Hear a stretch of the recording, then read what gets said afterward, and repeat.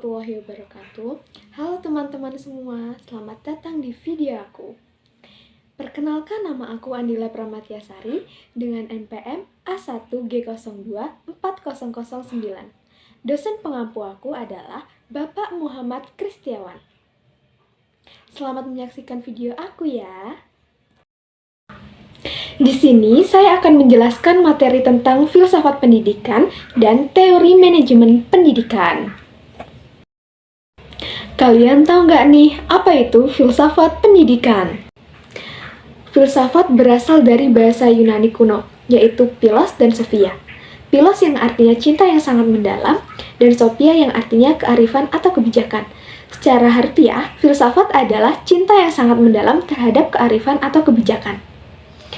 Berfilsafat dapat diartikan sebagai berpikir, tapi tidak semua berpikir dapat diartikan sebagai berfilsafat. Pendidikan dapat diartikan sebagai proses di mana pendidikan merupakan usaha yang sadar dan penuh tanggung jawab dari orang dewasa dalam membimbing, memimpin, dan mengarahkan peserta didik dalam berbagai persoalan atau problema, serta pertanyaan yang akan timbul pada saat pelaksanaannya.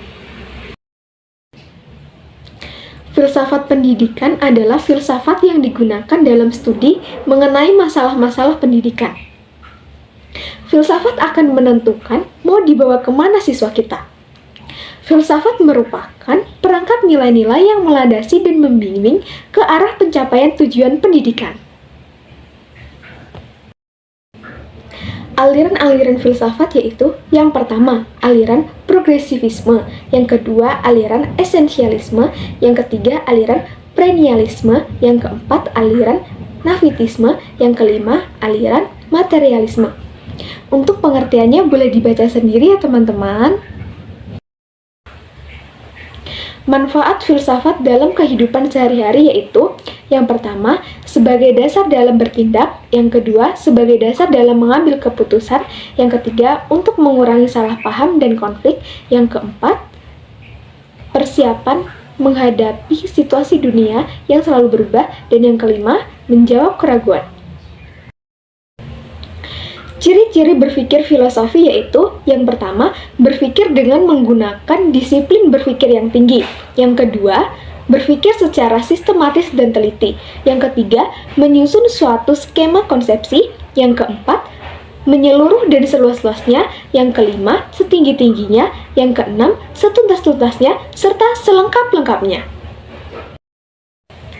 Ruang lingkup filsafat pendidikan adalah semua lapangan pemikiran manusia yang komprehensif, segala sesuatu yang ada dan benar-benar ada, baik material konkret maupun non-material konkret. Selanjutnya, saya akan menjelaskan materi tentang teori manajemen pendidikan. Kalian tahu nggak nih, apa itu manajemen pendidikan? Manajemen pendidikan adalah suatu kegiatan atau rangkaian kegiatan yang berupa proses pengelolaan usaha kerjasama sekelompok manusia yang tergabung dalam organisasi pendidikan. Untuk mencapai tujuan pendidikan yang telah ditetapkan sebelumnya, dengan memanfaatkan sumber daya yang ada, dan menggunakan fungsi-fungsi manajemen agar tercapainya tujuan secara efektif dan efisien. Unsur-unsur manajemen pendidikan. Yang pertama, manusia sebagai manpower dalam suatu organisasi atau perusahaan. Yang kedua, material barang, yaitu sebagai proses produksi dalam suatu organisasi atau perusahaan. Yang ketiga, mesin, merupakan bahan pokok yang digunakan untuk melancarkan organisasi. Yang keempat, money atau modal dibagi menjadi dua, yaitu modal tetap dan modal kerja. Yang kelima, metode atau metode, yaitu aturan atau cara-cara yang digunakan untuk menghindari efisiensi dan pemborosan. Yang keenam, market, pasar, yaitu tempat bertemunya antara penjual dan pembeli untuk mengadakan transaksi. Yang ketujuh, minute atau waktu, yaitu waktu yang digunakan dan dimanfaatkan dalam pencapaian visi misi suatu lembaga secara efisien dan efektif. Keterampilan manajemen pendidikan. Yang pertama, keterampilan teknik. Technical skill merupakan kemampuan untuk menggunakan alat-alat, prosedur, teknik suatu bidang khusus, ahli bedah, teknik, pemusik, dan akuntan. Yang kedua, keterampilan manusiawi. Human skill merupakan kemampuan untuk bekerja dengan orang lain, memahami orang lain, dan mendorong orang lain, baik perorangan atau kelompok. Yang ketiga, keterampilan konseptual. Conceptual skill merupakan kemampuan untuk mengkoordinasi dan memadukan semua kepentingan dan kegiatan organisasi. Ruang lingkup manajemen pendidikan. Yang pertama, manajemen kurikulum. Yang kedua, manajemen personalia. Yang ketiga, manajemen peserta didik. Yang keempat, manajemen sarana dan prasarana. Yang kelima, manajemen keuangan atau pembiayaan. Yang keenam, manajemen administrasi. Yang ketujuh, manajemen humas. Dan yang kedelapan, manajemen layanan khusus. Untuk pengertiannya, boleh dibaca sendiri ya teman-teman.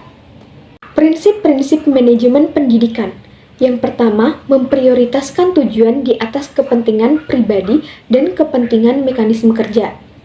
Yang kedua, mengkoordinasi wewenang dan tanggung jawab.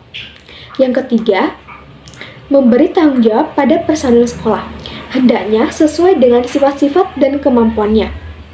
Yang keempat, mengenal secara baik faktor-faktor psikologis manusia. Yang kelima, relativitas nilai-nilai. Sekian materi pembelajaran yang dapat saya sampaikan, lebih kurangnya saya mohon maaf. Wassalamualaikum warahmatullahi wabarakatuh.